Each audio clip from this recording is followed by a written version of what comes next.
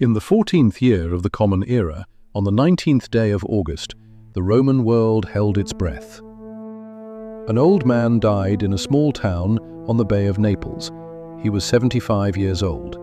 He had ruled the known world for more than 4 decades, and when the news reached Rome, the city wept as it had never wept before.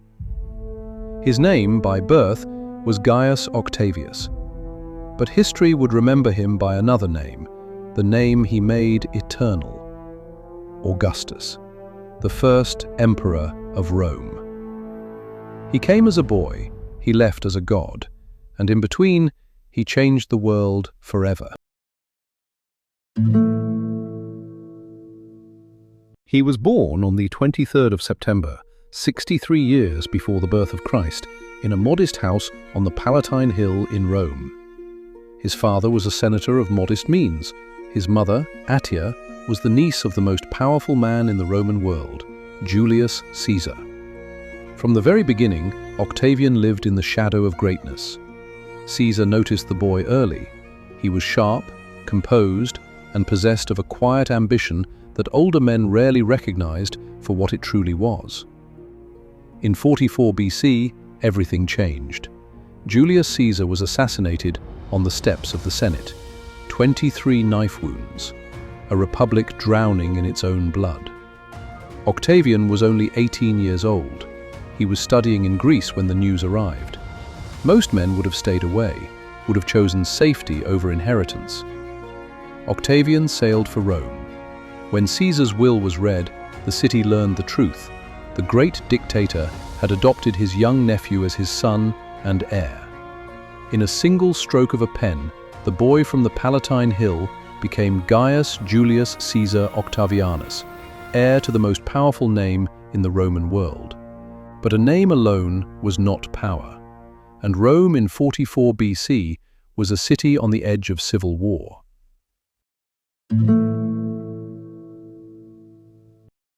Three men now stood at the center of the Roman world. Octavian, young, calculating, patient. Mark Antony, Caesar's most trusted general, bold and passionate. And Marcus Lepidus, the third wheel of an unstable machine.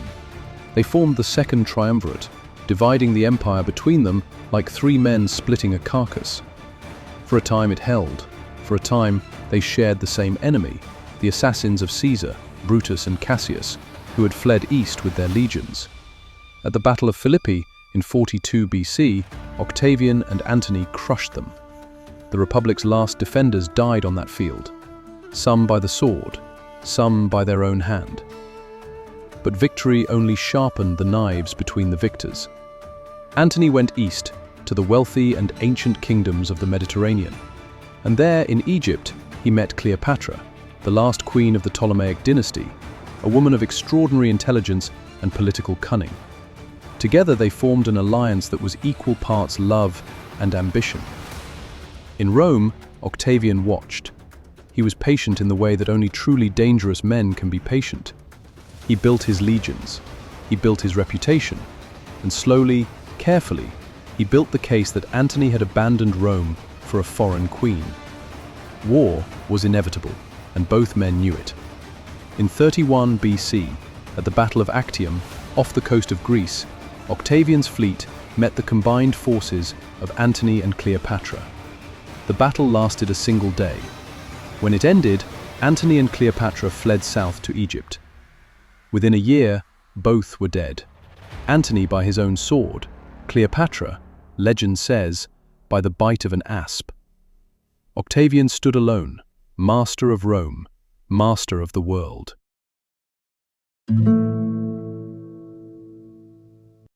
He was 32 years old, and he faced a choice that would define the next 2,000 years of Western civilization.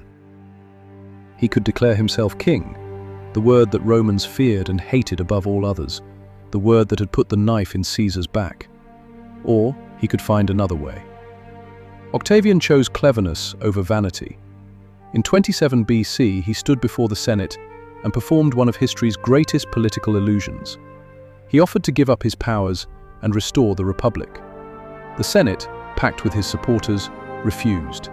They begged him to stay. They gave him a new title, Augustus, meaning the revered one, the sacred one. They gave him control of the armies, the provinces, and the treasury. They called it a republic. Everyone understood it was something else entirely. Augustus ruled for 40 years, and in those 4 decades, he transformed Rome from a city of brick into a city of marble. He reorganized the army, creating the first professional standing force in Roman history.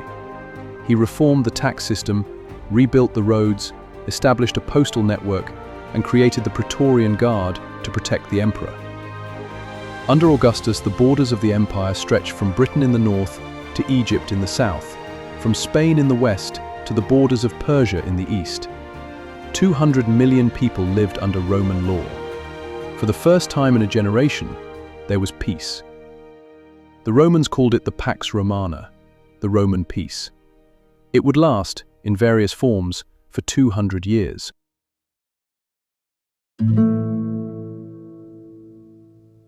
But behind the marble and the peace, the man paid a price that no monument could record.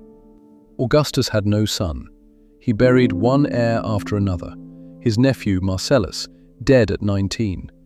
His grandsons Gaius and Lucius, dead before they could serve him. He exiled his own daughter Julia, the only child of his blood, for scandals that humiliated him before the entire empire. In the end, the man who had conquered the world could not conquer his own family. He turned to his stepson Tiberius, a cold, capable soldier who had never wanted to be emperor. Augustus adopted him, groomed him, prepared him. It was a choice made from necessity, not love. In the last years of his life, Augustus is said to have asked those around him, quietly in private, whether he had played his role well, whether the performance had been worthy of the stage. It was the question of a man who had spent 50 years wearing a mask and had forgotten, long ago, what lay beneath it.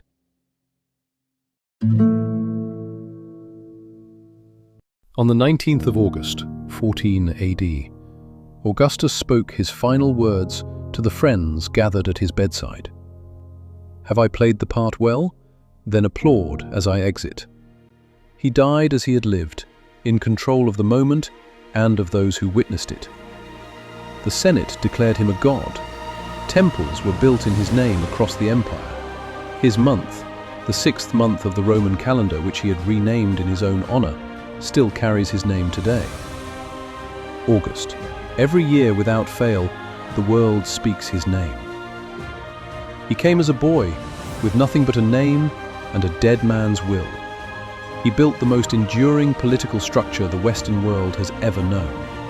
He gave Rome 2 centuries of peace, and he died, quietly, in a small room, far from the city he had made eternal.